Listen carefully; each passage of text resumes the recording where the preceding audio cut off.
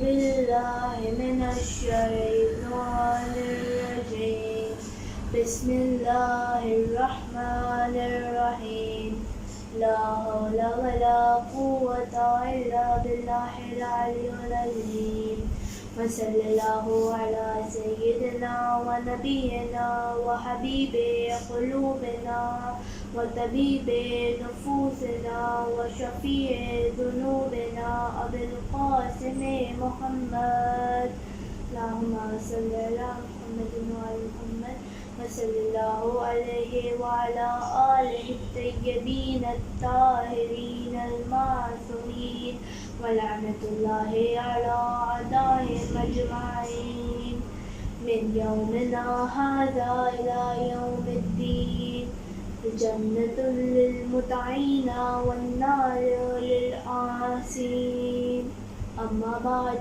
بسم الله الرحمن الرحيم قد أفلح من زكاها وقد خاب من دساها.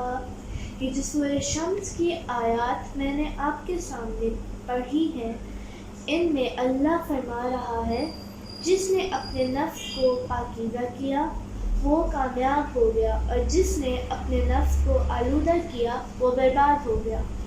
اللہ نے 11 بار قسم کھا کر یہ ظاہر کیا کہ اپنے نفس، روح اور سوچ کو پاک رکھنا کتنا اہم ہے. جس طرح انسان ایک پودے کا خیال رکھے تو وہ پودا بڑا ہو کر پھول اور پھل دیتا ہے، اسی طرح جو انسان سارے واجبات پورا کرنے کے ساتھ ساتھ مثلا نماز، روزہ، خمس، حجاب وغیرہ ہر طرح سے برائی سے بچنے کی کوشش کرتا رہے اور نیکیاں سر انجام دے تو وہ اپنے نفس کو بڑا کرنے میں کامیاب ہو جاتا ہے. اس کا نتیجہ یہ ہوتا ہے کہ انسان کے اندر علم اور حکمت کے سرچشمے جاری ہونا شروع ہو جاتے ہیں. ہمارے آج کے موضوع کربلا اور امام مہدی عجل اللہ تعالی فرجہ میں بھی سب سے بڑا کردار پاک نفوس کا ہی ہے. کوئی مومن اپنے اندر امام علیہ السلام کی نصرت کا جذبہ پیدا کر ہی نہیں سکتا. اپنے باطن اور ظاہر کو پاک کیے بغیر کس طرح آتی ہے یہ پاکیزگی؟ اس کا تعلق براہ راست آپ کی سوچ سے ہے. اپنی سوچ کو مثبت رکھیں، لوگوں کے لیے حسن ظن رکھیں اور نیکی کو عام کرنے کا جذبہ لائیں.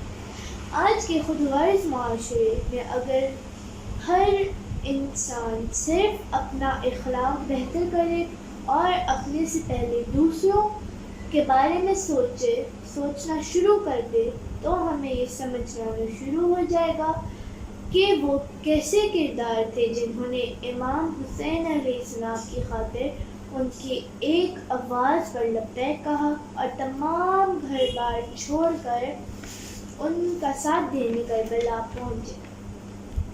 ہمارے وقت کے امام عجل اللہ تعالی فرجہ بھی آج ایسے ہی مومنوں کی تلاش میں ہیں جو ان کو اپنی خواہشات، اپنی جان اور مال اور اولاد سے بڑھ کر چاہیں. ایسے مومن جن کے نفس پاک ہیں اور جو کربلا کے پیغام کو سمجھتے ہیں، ایسے ہی لوگوں سے اللہ نے کامیابی کا وعدہ کیا ہے. ہاں عزادارو، کربلا میں قد افلح من زکاہا، ایک طرف تو وہ تھے جنہوں نے اپنے نفوس پاک رکھے، مگر دوسری طرف فقد خاب من دساہا، وہ ملعون جن نے کہ آلودہ نفس نے انہیں برباد کیا اور قیامت تک کے لیے لعنت کا حقدار بنا دیا. ہاں عزادارو، یزید اور اس کی فوج ظلم میں اس حد تک بڑھ گئی کہ معصوم بچوں پر بھی رحم نہ آیا. جہاں ننھے علی اصغر کو کربلا میں پیاسا شہید کر دیا، وہیں امام حسین کی 4 سال کی معصوم سکینہ پر اتنے ستم کیے کہ بچی زندان شام سے زندہ باہر نہ آ سکی. عزاداروں، بی بی سکینہ نن کو تنہا اندھیرے میں بند کر دیا گیا کیونکہ ظالم ان کے رونے سے تنگ ہوتے تھے۔ معصومہ پہلی ہی باپ کے سینے سے محروم ہو چکی تھی، اور اب ستم یہ کہ ماں، بھائی، پھوپھی کے ساتھ بھی نہ رہنے دیا۔ بی بی سکینہ نے سہم سہ کر اندھیرے زندان میں جان لی۔